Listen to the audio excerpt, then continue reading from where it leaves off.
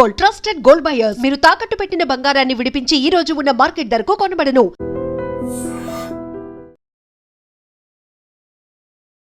Welcome to I dream. నేను ఉదయశ్రీ. నిజామాబాద్ న్యాల్కల్లో జరిగిన ఒక ఘోరమైన సంఘటన. భార్య సంధ్య, భర్త ప్రశాంత్ గల్ఫ్లో ఉద్యోగం చేస్తూ ఉన్నాడు. జూన్లో ఇంటికి రావడం జరిగింది. అయితే సంధ్యకి ఇంకొకరితో అక్రమ సంబంధం పెట్టుకుంది. అతని పేరు అనిల్. అయితే ఎలాగైనా తమ అక్రమ సంబంధానికి ఇంకా భర్త ప్రశాంత్ అడ్డొస్తున్నాడు, భర్తను ఎలాగైనా చంపేయాలని పక్కా ప్లాన్ వేసుకున్నారు. దానికి హెల్ప్ కూడా తీసుకున్నారు ప్రియుడు, భార్య. హెల్ప్ చేసిన అతని పేరు వెంకట్ సాయి.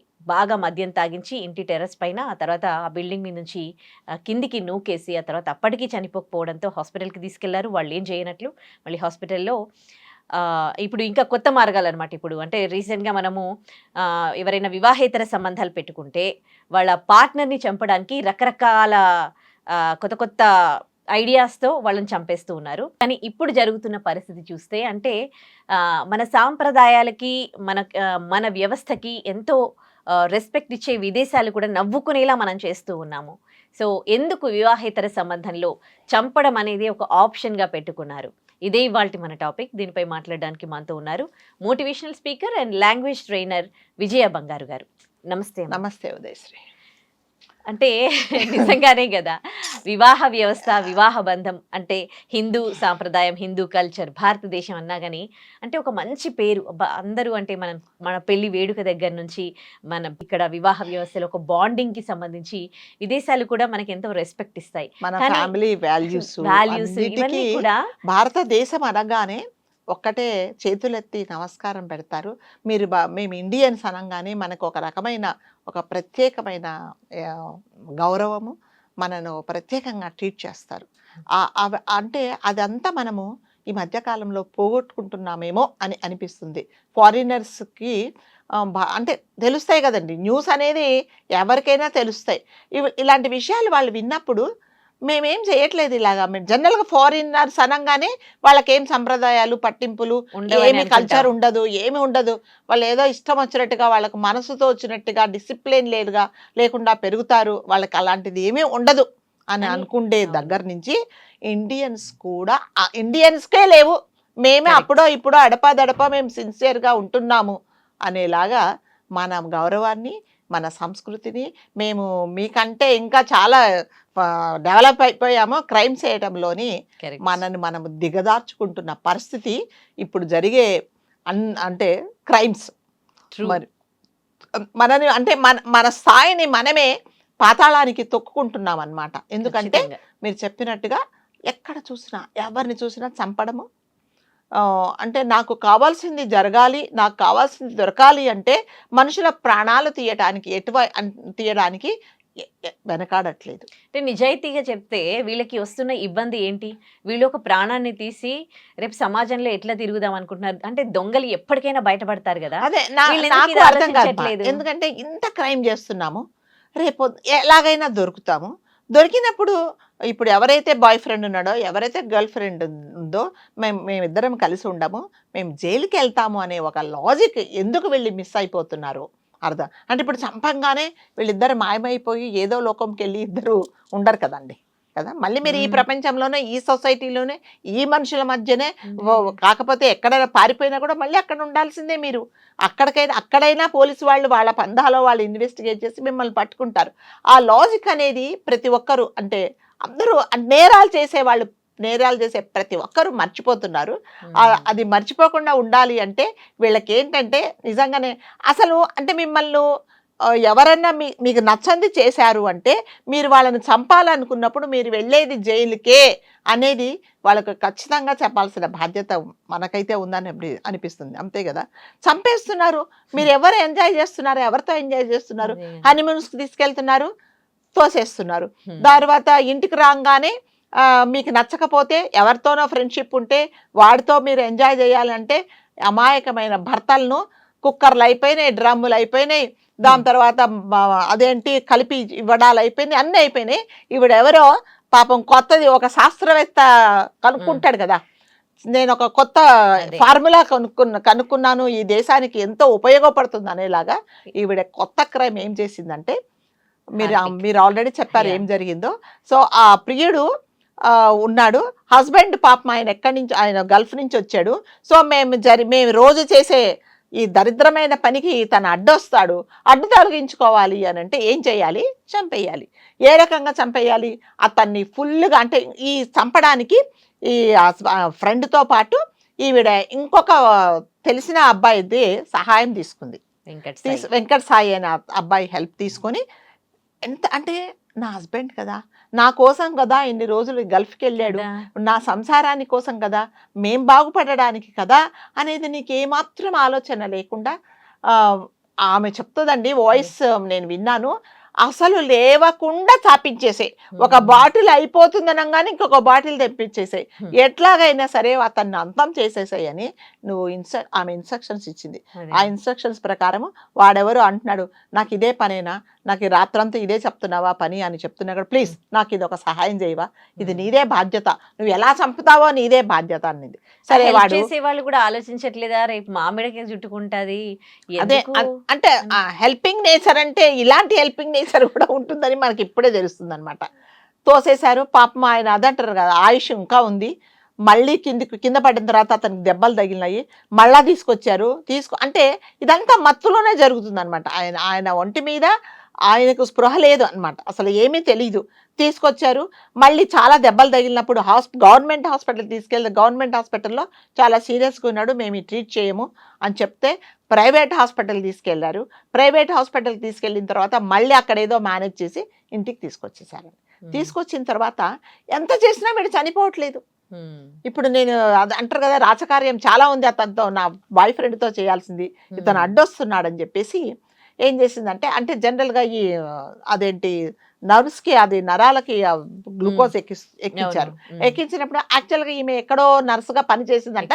షీ నోస్, అంటే జనరల్గా మీరు నేను ఒక ఇంజక్షన్ ఏమంటే వేయలేము, మనకు తెలియదు, ఎక్కడ ఎలా వేయాలో కూడా మనకు తెలియదు, అంటిల్ అన్లెస్ మీకు ఆ మెడికల్లో నాలెడ్జ్ ఉండేదాకా.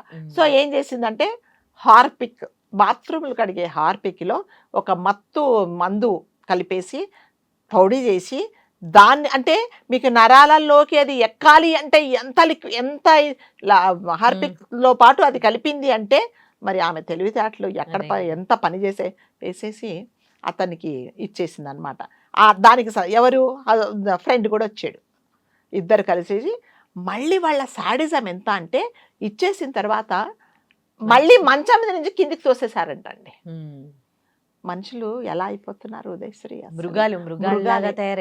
మృగాలతో అనకు, మృగాలు, కొంతమంది జంతువులు, కొన్ని మనకు మంచి చేసే వద్దు మళ్ళీ అవి వాటిని మనం అవమానించినట్టు రాక్షసులా అంతే, క్రూరత్వం అన్నమాట. సో అలా చంపేశావు. ఇప్పుడు ఏమైంది?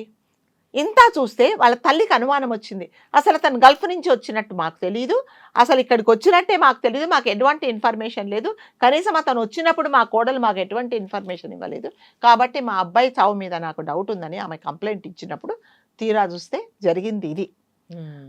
అంటే మనం ఎన్నో వీడియోస్లో చెప్పుకున్నాము ఉదయశ్రీ, ఆడవాళ్ళు అంటే మీరు నేను కూడా ఆడవాళ్ళము, మనం ఎందుకు ఆడవాళ్ళు అని కొంతమందిని గురించి మాట్లాడుతున్నామంటే, మీకు నిజంగా హస్బెండ్ వద్దు, మీరు అతనితో నేను ట్రావెల్ చేయలేను, సరే నేను అంటే అంటారు కదా, కంటికి ఏది నచ్చితే అదే. ఇప్పుడు హస్బెండ్ ఎంత రాజాలాగా ఉన్నా, ఇప్పుడు మనం ఫోటోలు చూస్తే ఆ కూరోడు చాలా బాగున్నాడు, అతన్ని చూస్తే రోడ్డు మీద కూలి పని చేసుకుంటేలాగా చాలా ఇదిగా ఉన్నాడు, కంపేర్ చేసుకుంటే నీకు అతనే నచ్చాడు, ఓకే, మరి ఇప్పుడు అతను రాకముందు నువ్వు వెళ్ళిపోవాల్సింది, నీకు అతను హస్బెండే లేడు కదా ఇక్కడ. ఈ మూడో ప్రాణాన్ని హస్బెండ్ నువ్వు చంపాల్సిన అవసరం ఏమొచ్చింది చెప్పండి? చంపేశావు. చంపిన తర్వాత నువ్వు ఎక్కడికి వెళ్తున్నారు? మీరిద్దరు ఊటీ కొడైకెనాల్కి వెళ్తారా హనీమూన్కు? మీరు వెళ్ళేది జైలుకే. ఆ మాత్రం ఇంగింత జ్ఞానం లేకుండా మీరు అమాయకములైన భర్తలను ఎందుకు చంపుతున్నారు? ఈ మధ్యకాలంలో నేను విన్నాను, హస్బెండ్స్ భయపడుతున్నారట, అంటే వైఫ్స్ కొంచెం ప్రేమ చూపించిన, పాయసం చేసిన, ఏమండి లేకపోతే మనం పలానా చోటికి వెళ్దాము అంటే కూడా ఏం క్రైమ్ చేస్తుందో, ఏం ఆలోచనలు ఉన్నాయో అని హస్బెండ్స్ కూడా భయపడే అంటే పరిస్థితి ఇంకొకటి వచ్చింది. మనం ఈ విషయంలో మాట్లాడుకోవాల్సింది ఏంటంటే ఓన్లీ వైఫ్సే హస్బెండ్స్ ని చంపట్లేదు, హస్బెండ్స్ కూడా వైఫ్స్ ని ఉన్నారమ్మా. చంపుతూ ఉన్నారు, నేనేమంటానంటే partners ని ఇది చంపే వరకు cases జనరల్ గా ఇది వరకు ఆ. ఏముండేదంటే ఓ- హస్బెండ్స్ భార్యలను వరకట్నం గురించి లేకపోతే హరాస్ చేస్తున్నారు, అది చేస్తున్నారు, ఇది చేస్తున్నారు, వీళ్ళకి వేరే అఫైర్స్ పెట్టుకొని ఉమ్, వైఫ్ క్వశ్చన్ చేస్తున్నారు, చంపేసి అది ఎస్ అవును. అది జరిగింది. ఇప్పుడు ఏంటంటే మీకంటే మేమే ఇందులో తక్కువ లేదు, మేము కూడా మీకంటే ఇంకా క్రైమ్ చేయగలము అనేసి వీళ్ళు తయారైపోయారు. జస్ట్ ఐ థింక్ ఒక 4-5 years నుంచే మీరు ప్రతిరోజు ఎక్కడో ఒక చోట భార్య చేతిలో భర్త చనిపోతున్నాడు ఏదో ఒక రకంగా. ఉమ్, అంటే మీరు ఆడవాళ్ళు అన్నిట్లో చాలా తెలివిగల వాళ్ళు, చాలా అంటే డెవలప్ అయిపోయారు, వీళ్ళు ఎన్నన్నా మిరాకిల్స్ చేయగలరు అనేసి ఆడ ఉండే దాంట్లో మీరు ఇది చేస్తే ఎవరికి అంటే మీ జీవితాన్ని మీరు పాడు చేసుకున్నట్టే. మీకు నిజంగా అతనితో ఉండలేము అనుకున్నప్పుడు చెప్పకుండా వెళ్ళిపోండి. అట్లీస్ట్ అవును. పిల్లలను చంపడము, దాని తర్వాత హస్బెండ్ పాపం ఆయన ఏం నిజంగా అబ్బాయి తప్పేమన్నా ఉందా? అదే చాలా ఏమీ లేదు కదా. బాధేసింది. అంత క్రూరంగా మెడలు విరిచేసి కొట్టేసి మళ్ళీ పైనుంచి తోసేసి మళ్ళా దెబ్బలు తగిలితే మళ్ళీ తీసుకొచ్చి హాస్పిటల్లో వేసి ఇంటికి తీసుకొచ్చి నరాల్లో ఎక్కించేస్తే ఆ హార్పిక్ అప్పటికే ఒక నరక. ఆయనకేం తెలియదు కదా. ఇంకొకటి ఈమెకున్న అక్రమ సంబంధం తెలియదు. అదేంటి ఎందుకు ఇలా చేస్తుందో కూడా షాక్ లో ఉంటాడు కదా అతను. నాకు ఆయనకేం ఇష్టం తెలీదు. లేనిదే ఉండడం అని ఇప్పుడు అతను చెప్పేసి వచ్చింది అయిపోద్ది ఒకటే కదా. రోజు అండి, అంటే నిన్న అవును. వచ్చాడు, ఇవాళ అది జరిగింది. ఆయనకి ఏమీ తెలియదు అసలు ఏం జరిగింది. తల్లిని కలవలేదు, ఎవరిని ఫ్రెండ్స్ని కలవలేదు. మరి ఇలా ఎందుకు చేస్తుంది అనేది నిజంగా ఆ ప్రాణం ఎంత కొట్టుకొని ఉంటుంది మీరు చెప్పండి అదే కదా. కదా. ఏమీ తెలీదు. నేనేం చేశానని నన్ను ఇలా ఇంకెవరో మూడో వ్యక్తి వచ్చాడు, మంచం మించి తోసేశారు, చనిపోయాడండి. అసలు మనిషిలో ఏమాత్రం హ్యుమానిటీ ఉండట్లేదు, మానవత్వం అనేదే ఉండట్లేదు అసలు. అంటే మనం మనుషులుగా చెప్పుకోవాలంటే కూడా మనం కొన్ని రోజులకు సిగ్గుపడాల్సి వస్తుందేమో. అంటే వేరే వాళ్ళు అంటే రాక్షసులు కూడా మనం చూసేసి మేమే ఒకసారి అయ్యో పాపం అనుకుంటాం. మీకు అది కూడా ఏమీ లేదు. నిజంగానే. సో జంతువులతో మనం పోల్చుకోవచ్చు. జంతువులు చాలా ఉపయోగపడతాయి, చాలా నీతి నిజాయితీగా ఉంటాయి. ఒక కుక్కను మనం పెంచుకుంటే మీరు వారం రోజులు అన్నం పెట్టకున్నా కూడా అది మన గేట్ ముందే ఉంటుంది అవును కదా. అది కూడా మనకు ఆ విశ్వాసం అనేది లేదు. అస్సలు. దయచేసి ఇలా చేసే ఆడవాళ్ళు మీరు ఏమి చేసినా కూడా ఎక్కడో ఒక చోట పోలీసులకు దొరుకుతారు. మీరు వెళ్ళేది ఎక్కడికంటే జైలుకే.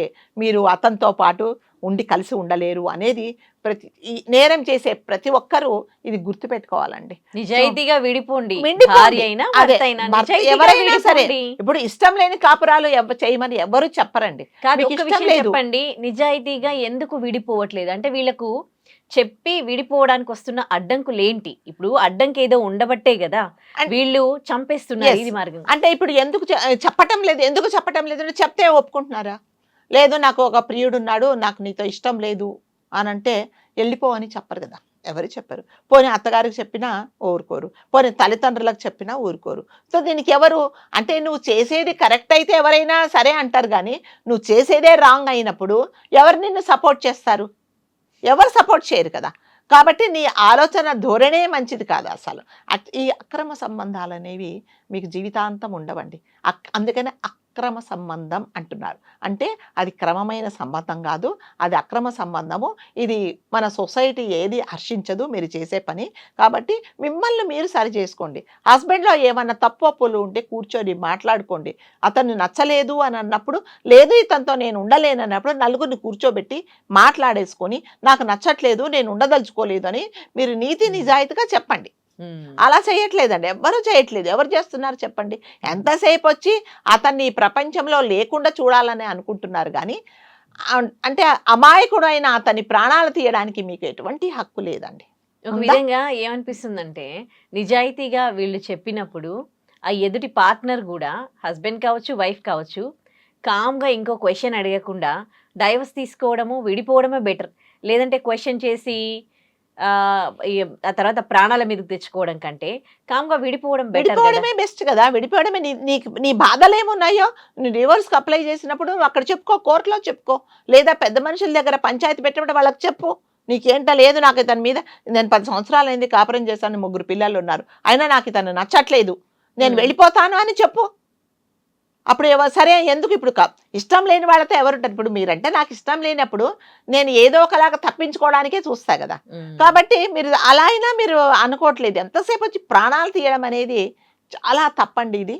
ఇంకా అందుకేనేమో అసలు అంటే యువత పెళ్లి చేసుకోవడానికి వెనకాడుతున్నారు. Yes, ఇది కూడా ఎక్కడ ఒక వాళ్ళ reason. ఇది చేతుల్లో కూడా ఒక ప్రాణాలు రీజనే పోతాయని. కదా. ఎందుకు అనవసరంగా అంటారు కదా, ఊరుకున్న ప్రాణానికి ఊరేసుకున్నట్టు మరి అంటారు ఇలాంటి కదా. కేసెస్ చూస్తే ఎవరు చూస్తే చేసుకోవాలనిపిస్తది అదే పెళ్లి? చెప్తున్నా, భార్యలు ఇప్పుడు ప్రేమ చూపిస్తుంటే కూడా భర్తలు భయపడిపోతున్నారట, ఏం ప్లాన్ చేస్తుందో నా మీద అని చెప్పేసి. అదే. అందరూ భార్యలు అలా లేరండి. చక్కగా అదండి, హస్బెండ్ నమ్ముకొని ఇద్దరు అన్యోన్యంగా ఉన్నవాళ్ళు కూడా ఉన్నారు. ఏదైనా తప్పొప్పులు ఉంటే సరి చేసుకుంటున్నారు. కొంతమంది మాత్రమే, అంటే ఎప్పుడైతే మీకు ఆలోచన ధోరణి తప్పుదారి పట్టిస్తుందో మీకు ఇలాంటి ఆలోచనలే వస్తాయన్నమాట. దయచేసి ఒకటే మన అప్పీల్ ఏంటంటే ఉదయశ్రీ, దయచేసి ఏమీ తెలియని అమాయకులైన భర్తలను మాత్రము మీరు చంపకండి. మీ వేరే మార్గాలు ఉంటాయి, కూర్చొని మాట్లాడుకోండి. లేదు మీకు నచ్చలేదు అంటే రాత్రికి రాత్రి వాడెవడో స్వర్గం చూపిస్తానన్న వాడితో మీరు చెప్పకుండా వెళ్ళిపోండి. వాడు అక్కడికి వెళ్ళిన తర్వాత వాడు స్వర్గం చూపిస్తాడో, లేకపోతే మేము మోజు తీరిన తర్వాత ఇంకొకటి దగ్గరికి తీసుకెళ్తాడో, ఇంకా మీ గొయ్యి మీరే దోకుంటారు కాబట్టి అది మీ ఇష్టం.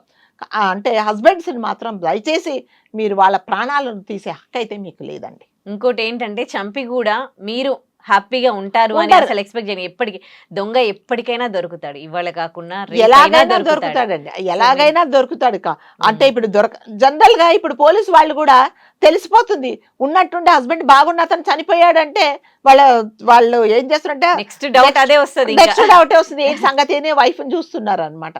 సో కాబట్టి దయచేసి ఆడవాళ్లకు మనం చెప్పేది ఏంటంటే ప్రాణాలు తీయకండి. మీరు చేసేది ఎంతవరకు కరెక్ట్ అనేది మీరే ఆలోచించుకోవాలి. రైట్. థ్యాంక్ యూ అమ్మ. Thank you.